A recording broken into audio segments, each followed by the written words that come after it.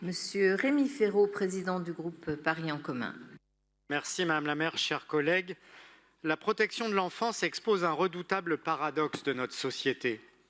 Peu de choses sont si consensuelles que l'importance de protéger les enfants, de respecter leurs droits garantis par la Convention internationale de 1989.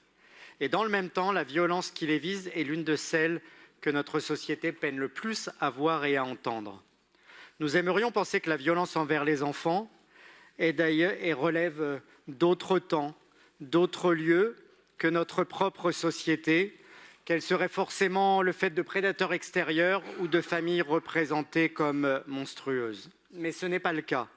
Les violences faites aux enfants sont nombreuses, avant tout intrafamiliales, avec 82 000 victimes en 2023 selon le ministère de l'Intérieur, en augmentation constante depuis 2016, certainement car mieux prises en compte dans les chiffres. Elles se retrouvent, ces violences faites aux enfants, dans toutes les strates de la société, dans tous les milieux. Et parfois, nous avons aussi du mal à voir les violences quand elles ont lieu dans le cadre que nous avons précisément mis en place pour protéger les enfants. Et parce qu'il est insupportable de penser que des enfants déjà fragilisés par des négligences ou des violences soient de nouveau victimes des mêmes actes dans des institutions publiques. Et parfois, trop souvent, les enfants confiés à notre protection se retrouvent hélas seuls, de nouveau maltraités ou abandonnés à leur sort. C'est ce qui nous conduit à ce débat aujourd'hui. Nous devons, à tous les niveaux, dans tous les territoires, à Paris et ailleurs, accepter de voir ces drames et les manquements qu'ils traduisent si nous voulons y répondre et y répondre vraiment, non pas seulement par des polémiques politiciennes. J'espère donc que le débat d'aujourd'hui permettra d'être à la hauteur de l'enjeu et de progresser, de transformer notre indignation en actions concrètes pour améliorer l'accompagnement proposé aux enfants et aux familles, sans méconnaître pour autant les efforts déjà accomplis ces dernières années et les difficultés structurelles de cette politique publique partout en France, ce que chacun reconnaît. Les images que nous avons tous vues, celles du petit Elliot, sont révoltantes. Elles le sont d'autant plus qu'elles ont circulé sur une boucle où les auteurs se vantaient. Pas dire son prénom serait mieux.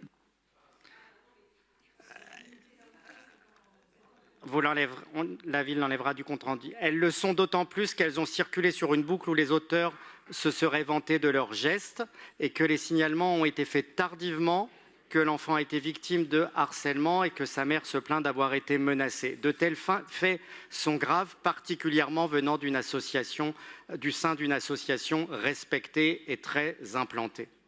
La justice doit désormais faire toute la lumière sur ce qui s'est passé, y compris les lenteurs de signalement et les menaces alléguées à l'encontre de la mère. Ce vœu le dit clairement. Nous pouvons et devons transmettre à la justice tous les éléments rassemblés par l'inspection commune de la ville et de la PJJ. Nous pouvons et devons d'ores et déjà renforcer la formation contre ces violences.